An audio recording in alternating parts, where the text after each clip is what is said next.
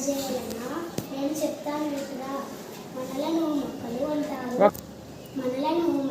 అంటారు. మన ఆహారాన్ని మనమే తయారు చేసుకుంటాము. మన నీళ్లు భూమిలోని నీరు మినరల్స్ని తీసుకుంటాము. గాలిలోని కార్బన్ డైఆక్సైడ్ ఆకులు తీసుకుంటాయి. ఆకులలో ఉండే క్లోరోఫిల్ సూర్యకాంతిని గ్రహించి ఆహారం చేయడంలో సహాయం చేస్తుంది.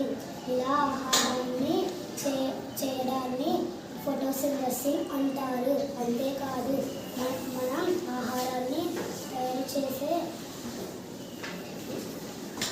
మనకే కాదు అందరికీ ఉపయోగపడుతుంది. ఈ ఫోటోసింథసిస్ జరిగేటప్పుడు ఆక్సిజన్ కూడా విడుదల చేస్తాము. అందుకే మొక్కలను ప్రేమగా చూసుకోవాలి. ప్రతిరోజు వాటికి నీరు